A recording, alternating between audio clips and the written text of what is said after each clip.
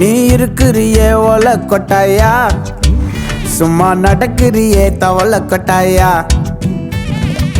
மஜாவாயி நிக்கிறியே பஞ்சு மிட்டாயா. அவர் வேலை உசுரா வச்சிருக்கேன், அது அவராண்ட கொஞ்சம் எடுத்து சொல்லுங்க.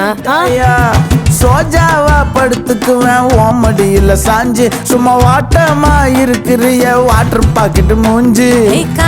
நீ ஏன் எப்ப பாரு மொட்டை தலையாவே இருக்க? ஸ்டைல் என் மனசு ஒசுப்புறியே நீ மீன போல ஆஞ்சி. இந்தாங்க.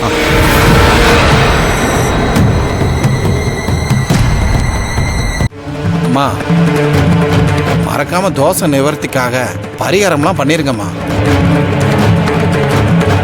உங்களோட ஜாதக அமைப்புகளை வச்சு பார்க்கும்போது நீங்க எதையும் பெருசா நம்பக்கூடிய ஆள் இல்லைன்னு தெரியுது. உங்களுக்கு நம்பிக்கை இருக்கோ இல்லையோ அதை ஒரு வேலையா நினைச்சு பண்ணிருங்க. எந்த செயலுக்கும் ஒரு விளைவுன்னு ஒன்று இருக்குல்ல, அந்த மாதிரி இதுக்கும் ஒரு விளைவு இருக்கும். அது உங்களை காப்பாற்றும். அப்போ நான் வரட்டுமா? வாங்க. ஒரு நிமிஷம். இந்தாங்க. வரங்கய்யா. வரலாம். வாங்கய்யா.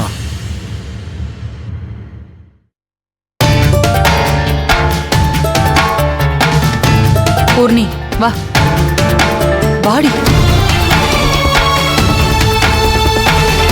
வா.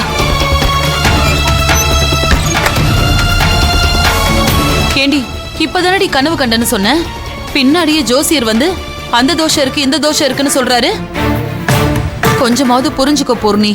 ஒரு தப்பு நடக்கிறதுக்கு முன்னாடி இயற்கையாவே சில விஷயம்லாம் நமக்கு சுட்டி காட்டும். அப்பவே அதை புரிஞ்சுக்கிட்டு அதுக்கு தகுந்த மாதிரி நம்ம நடவடிக்கையை மாத்திக்கணும். அப்படி நடந்துக்கிட்டா அதுல இருந்து தப்பிச்சிடலாம். இல்லனா நல்லா அடிபட வேண்டியதுதான். இப்ப நான் என்னமா பண்ணணும்? அவர் சொன்னதை கேட்டல, கொஞ்ச நாளைக்கு அந்த பரிகாரத்தை எல்லாம் பண்ணிக்கிட்டே வா. அப்பதான் உனக்கும் நிம்மதியா இருக்கும், எங்களுக்கும் நிம்மதியா இருக்கும். நீ எங்களை இப்படி அடிக்கடி போன் பண்ணி கூப்பிட்டாவே எங்களுக்கு பக்கு பக்குன்னு இருக்குது. சரி விடு, இனிமே நான் உன்னை கூப்பிடவே மாட்டேன். எல்லாத்துக்கும் இப்படி கோவப்படாதடி.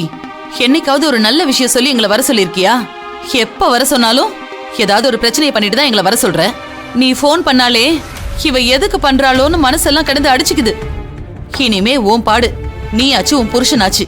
உன் புருஷன் உன் கூடவே இருக்கணும், உன்னை விட்டு போக கூடாதுன்னு நினைச்சனா கொஞ்சமாவது அவரை அனுசரிச்சு போ.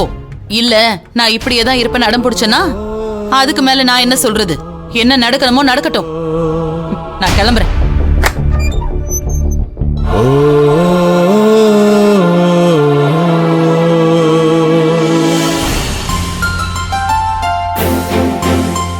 அத்தை இந்தாங்க.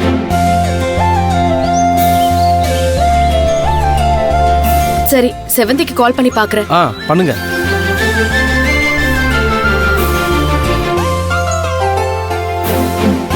குடிங்க அத்தை.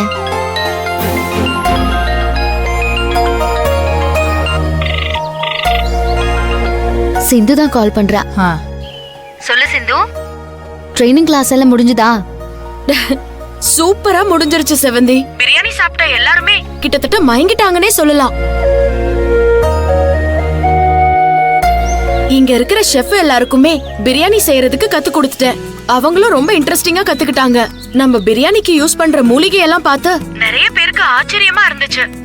இதெல்லாமா பிரியாணிக்கு போடுவாங்கன்னு ஆச்சரியமா பார்த்துட்டு இருந்தாங்க. ஃபைனலா டேஸ்ட் பண்ணி பார்த்ததும் எல்லாருமே கை கொடுத்து பாராட்டி தள்ளிட்டாங்க. சூப்பர் சிந்து, அப்படியே கையோட ஆர்டரை புடிச்சிட்டு வந்துரு. பண்ணிடலாம். ஆனா அதுக்கு முன்னாடி இப்போ சின்ன ஒரு சிக்கல் செவந்தி. என்னாச்சு? சிக்கல்லாம் ஒண்ணும் இல்ல. சத்ரபதி சார் திடீர்னு கால் பண்ணாரு. அவரோட இன்னொரு ஹோட்டல் இங்க பக்கத்துல இருக்காமா, அங்கேயும் போய் அங்க இருக்கிற ஷெஃப்ங்களுக்கும் இந்த பிரியாணி எப்படி பண்றதுன்னு சொல்லி கொடுக்க சொல்றாரு. இதுல என்ன சிந்து சிக்கல்? போய் சொல்லி கொடுத்துட்டு வர வேண்டியதானே?